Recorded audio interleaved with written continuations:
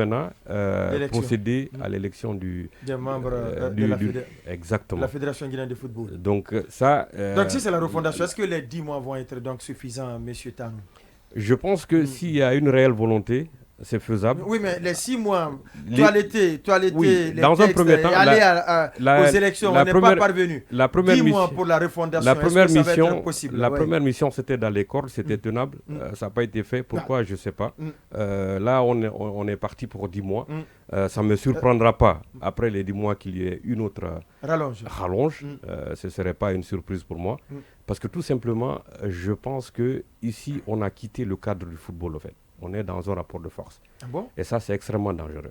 Mais il faut mettre le football guinéen au centre des débats. Mais le rapport de force entre quel camp? Ce qui n'est pas le cas aujourd'hui. Vous savez, on est là, on suit l'actualité, on sait qu'on est assis en clan ici, et ça, c'est très dangereux. Parce que y a tous les acteurs de ce football-là, c'est une seule passion qui a réuni tout le monde, le football. Oui. Et le football, vraiment, c'est ce qui a réuni tout ce monde. Aujourd'hui, si vous voyez comment ça fonctionne, tel est contre tel est dans l'autre camp, tel est dans l'autre camp, tel est avec telle grande personnalité, l'autre et ainsi de suite. Donc, dans ces conditions-là, ça ne peut jamais fonctionner. Le football, il faudrait qu'il y ait l'union. Moi, j'avais été... Donc, au lieu qu'ils ne se battent pour la même cause, ils se combattent. Ils se combattent. Au début de l'émission, il a employé une expression très intéressante que j'apprécie, lancer l'alerte. Moi, au niveau du football, j'avais lancé l'alerte au départ. J'ai dit, attention, faites tout pour ne pas que la FIFA fourre son nez dans nos affaires. Quand vous leur ouvrez la porte, ils ne vont plus sortir. Parce qu'aujourd'hui, notre football est dirigé de loin par ces gens-là. On n'avait pas besoin de ça. Je suis anti-comité de normalisation. Parce que ça ne se passe que chez nous. Du comité de normalisation, c'est parce qu'il y a eu crise. Non, ça ne se passe que chez nous. Suivez-moi, ça ne se passe que chez nous ici en Afrique, en fait. En Afrique et dans les pays de l'âme sud. Dans les autres pays, ça ne se passe pas. Les élections ont lieu tous les 4 ans, tous les 5 ans, et tout va bien.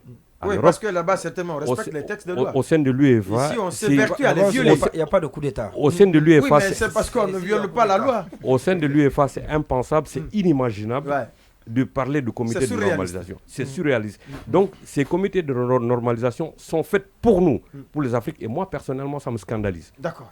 À partir du moment où... Est-ce que le combat, les enjeux, c'est pas vraiment financier avant tout, Je ne pense pas que ce soit des enjeux passion. Financiers. Parce que, imaginez, là, on parle de la Guinée. Aujourd'hui, on parle de la Guinée. La Guinée qui ne représente pratiquement rien au sein de la Confédération africaine de football, parce qu'on est pratiquement absent. On n'est représenté nulle part. Il n'y a personne. Donc, qu'est-ce que cette fédération-là représente en Afrique? Absolument rien. C'est ça la vérité. Il y a plusieurs départements au sein de la Confédération africaine de football, mais il n'y a aucun Guinéen. Donc, ça veut dire quoi? On est là, on se combat entre nous, on se déchire entre nous. On a beaucoup perdu. Et en fait, au niveau de la fédération, on a perdu. Et nous, les acteurs de ce football-là, on continue à perdre. Et parce que tout simplement, on est absent. Quand les gens se réunissent aujourd'hui pour parler de l'avenir du football africain, on est absent. Et ça, c'est extrêmement dangereux pour un pays comme la Guinée. Parce que c'est un comité de normalisation. Mais ça a commencé avant cela, parce qu'on a commencé à l'animosité, ça a commencé bien avant ça, on a commencé à se combattre entre nous ici bien avant ça, et ça a continué. Aujourd'hui, on est déchirés entre nous, les gens ne regardent pas, ne tirent pas dans la même direction, et puis après, les gens, ils s'en foutent de nous. Qu'est-ce qu'on représente? Mais absolument rien. Maintenant, quelle va être l'attitude des membres statutaires, Lamine Moïma Cissé, qui avaient commencé à exprimer leur agacement vis-à-vis de l'attitude du comité de normalisation, c'est responsable? Oui, il projette organiser une conférence de presse, une sortie musclée pour répondre à la FIFA, pour dire toute leur indignation par rapport à cette nouvelle situation qui s'impose désormais à eux. J'ai vu tout à l'heure que l'ASK se désolidarise. Le président Bouba Sampil a fait un communiqué pour dire qu'il ne s'associe pas à cet élan d'indignation qui va s'exprimer. Le AFIA aussi. Oui, le AFIA, ça c'est connu, les deux clubs sont déjà de côté. Il n'y a que les deux clubs qui forcent la compagnie à toute cette constellation de membres statutaires et de clubs qui font bloc et qui disent qu'en Guinée, il n'y a pas de crise. Et le cas guinéen, moi je vais être direct, Tanou, il a raison, lui il est diplomatique. Et c'est que le cas guinéen, il est différent des autres cas de mon point de vue. Ailleurs, il y a Quelle est la plusieurs différence? cas. Oui. Ici, pratiquement, il y a... Parce qu'on a connu le Conor. Ici, pratiquement, il n'y a qu'un seul bloc. Vous avez parlé tout à l'heure de AFIA et de l'ASK. Il n'y a que ces deux. Sur tout le reste des pays membres. Le pays compte combien? La fédération compte combien de membres statutaires? Plus d'une soixantaine. Donc, 65 qui sont ensemble. Il y a 63 qui sont ensemble. Il y a les 2 qui font fausse compagnie. Ça, c'est une première chose. Deuxième chose, 5 mois, 6 mois, rien n'a été fait. Il y a eu des justifications, mais à mesure farfelues. Parce que rien n'a été fait. On a l'impression qu'en Guinée, les transitions ont le goût du pouvoir. Quand elles s'installent, quand elles rentrent dans le tuyau, elles refusent de sortir du tuyau, elles se maintiennent là. Comme à l'image de la transition politique. À l'image de la transition CNRD. Oui. Donc, il n'y a pas de truc. Après, on parle de 10. Et pour justifier aussi les 10 mois, on brode aux premières prérogatives qui n'ont pas été exécutées. D'autres choses que je n'ai vu nulle part à réaliser pour une transition, pour un comité de normalisation. L'élection à la base, de la base au sommet, la structure. Et puis le texte, le toilettage des textes, il y a Tanou qui le sait mieux que moi. Les textes que nous avons, c'est le nouveau texte de la FIFA. Et parce que le Conor est intervenu pendant que les textes là sont rentrés en vigueur au plan international. Donc il n'y a pas grand chose à faire.